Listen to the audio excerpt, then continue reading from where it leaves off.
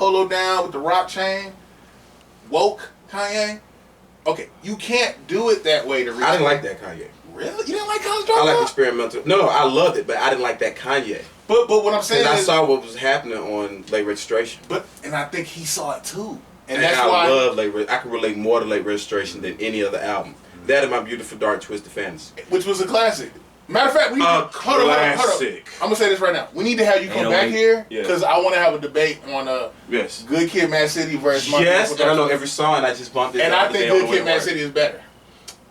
And you know what? Nobody's gonna argue that because some people have. But see, that's the thing with concept albums. When you have concept albums that actually get executed good by great artists, right?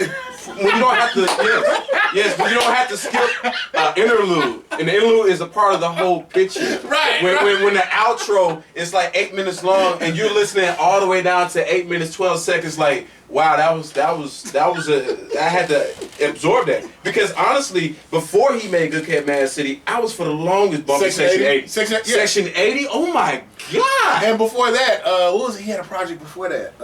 Overly Dedicated. Yeah, overly dedicated with all my real niggas give me HIs. Bro, what did you? Wait, hold on. I didn't know you made beats. Yeah. I rap. Yeah, I know. So why? And I actually got some of the stuff at the house, the equipment. Yeah, I got the unlimited Fruity Loops. I got the. I got two. I'm mad at you. Why you ain't telling me this? I'm over here rapping my ass off. He's a damn good engineer. He's a damn good engineer. Oh, I already know that. No, because I know how to do it. He knows how to do it better and perfect, to where he actually EQs my 808. I'm gonna tell you something. Somebody said, Maurice, Mac, I thought you were the smartest Negro in the world. Until LeMan came on your show. Whoa, shouts out. I've known this man for almost 20 years. I've known this man for almost 20 years. I have, like if LeMan hit me up and was like, yo, I found a way for us to teleport to Mars, I would believe this nigga. Oh, no. He probably could have been like, B, I'm about to fuck him up. You know what? What I do is I perk up or I stand up and get like, all right, what do we need to do? All right, cool. So hey, on some real, I heard y'all talking about Bitcoins earlier, man. On some real stuff I've been in finance lately. Okay. And I think I figured it out. So what's the word? I have to let y'all know when I get there. But I think I figured out the curtain has been brought, and I'm looking at it. I'm making my equations and everything like that. I promise you. In a few months, y'all gonna see. Okay. I'm gonna say is this: Bitcoin. Okay.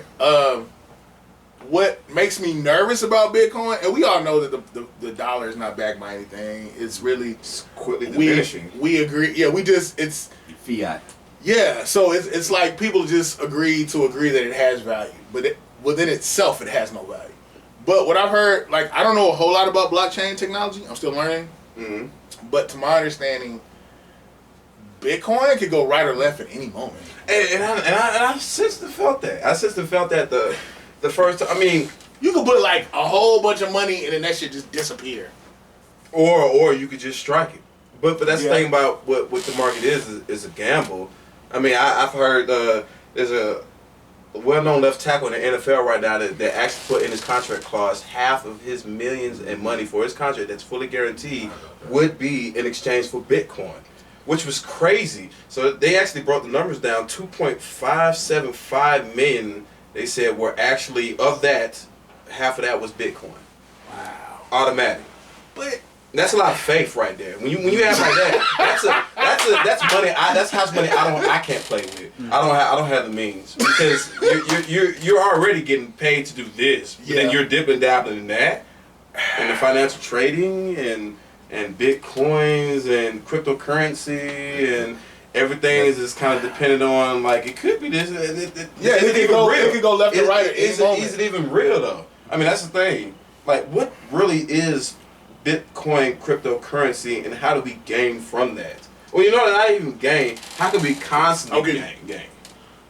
Oh, go ahead. What you about to say? Real quick, this is why I got into finances, because I love listening to people who don't know what they're talking about talk about this type of stuff. Because what I'm going to do is use y'all ignorance to make me money. Because B just asked the correct question. what is blockchain, what is cryptocurrency. If you don't start with those fundamentals, I don't care what y'all talk about. It's going to be fantasy, and now it's time to finesse. No. Wow. What's the greatest question? I don't know enough about this to have an opinion. Exactly. But when y'all start having opinions, but I said I'm still trying to learn how blockchain works. Mm-hmm. That's it's nowadays, and they even said it with the presidency when we came out of Trump. Trump was more concerned as a businessman with the market. Yeah. Biden's not concerned with so much as the market. I mean, we saw with Trump, he put the bans on the tariffs, and he was going war to war with anything getting exported and imported from Asia. Yeah, he's so trying to suck my dick. He really did. But then he was finessing with Kim Jong-un.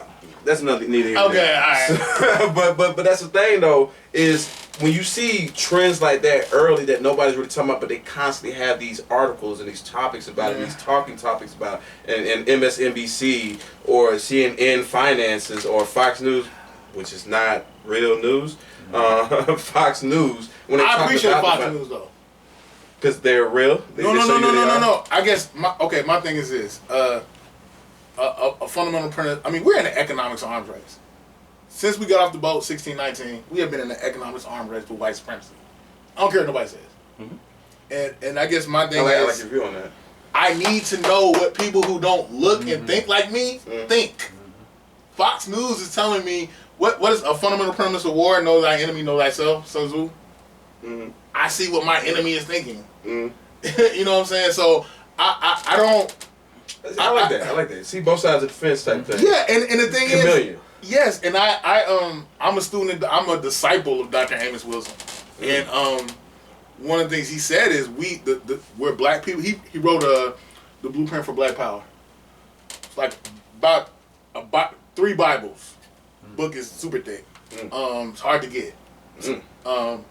But no, and one of the things that Dr. Amos Wilson said is, black people think this is an issue of morality, right and wrong. But that's the thing they always. It's not. This is economics. I can't even say they because that's me speaking for them, and I'm not going to speak for anybody. I'm speaking for thyself. But that is the thing though. Is it does come from a sense of morality. That's why when somebody does morality? Money? That's when somebody does it wrong in the past or even the present. Or in its most macabre and malicious, that it's always let's just pray for them.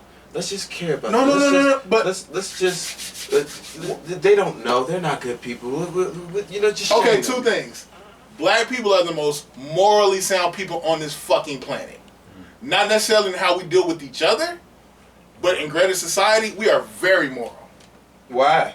Because it includes. Because we're just inherently loving. We embrace everybody. True. We embrace everybody, even the rudest. Even with this whole the black church is homophobic. When I was a little boy, I knew. Okay, that dude playing on the piano, he different. But we embraced his gift. Okay, so it is what it is. We are very loving. I just we embrace everybody. Yeah. Am I tripping? But that's the thing. And you can even see it in its cinema. Broadcasting that black people are so emotional, and everything is even you just said it right there. But that comes from a place of emotion. Everything is so emotional. But I think our tales of our stories are based off emotion. I agree, and I think because of our emotionalism, I feel like our emotionalism is a byproduct of our spirituality. We are so spiritual. The things we feel and process go beyond the 5 senses. 6 senses, because some people say balance is a sense. So go beyond the 6 senses. And I think pop culture, people who don't look like us, they know how to play on that. That's why right now, give black folks symbolism. I'm glad give them symbolism. I respect Chucks everything in the past 3 or 4 months you've been saying about black symbolism with the Kamala Harris. I appreciate that. And the femininity of black women being more broadcast and openness. Shout out to Regina King. One Night in Miami was a great movie. Oh, that was her? Yeah, she directed that. She did that. She's like a multi-genius. She just won an Oscar 2 years ago in acting. Mind you, she came from Boys in the Hood. So again, John Singleton, R.I.P. Shout out to you. But honestly, like I said, I was having this conversation with a man because I'm a self-proclaimed movie buff and I'm the movie genius out of the crew, and so I said this year I do like that there's more inclusion with minority and cultures in this type race that's coming out with the war season. Like right now in the Golden Globes, half or if not 76% of all the nominees are black women and black people. And I gotta be. What I'm about to say, some people may think is inherently petty, but I gotta say it. I'm a part of the ADOS movement, American Descendants of Slavery. I think it's already, or what some people would call foundational Black American. The thing that makes me nervous is I feel like they're trying to replace us with actors and actresses from the UK. Yeah, okay, yeah. And I'm not it's cool funny, with that. It's funny that you said that. It's funny that you said that. And before you add on, I want to say this. If I played basketball my freshman year of college. I wasn't going to the NBA. I let it go. And I noticed that when American-born players go play overseas, there is a cap on how many American players that these teams can have. There were 3. So, and I thought, like, damn, that's messed up. But no, it makes sense. Because you could, by proxy, your own people can get flushed out. You know what I'm saying? Oversaturation? Yes! Like, even with Judas and the Black Messiah, the brother's name that's the playing... King? Or no, Dan not the King. Kaluuya. Him. He's playing Fred Hampton. Yeah, I know, he's British. And the crazy thing is, and I'm not saying he's not a good actor, but... My opinionly we can tell our own with stories. His performance. He did a great job, but my opinionly gripe because I hear those nitpicky dialect type things that a lot of people don't look for. Because I knew he was British. Right. Get Out, you didn't hear none of those at all.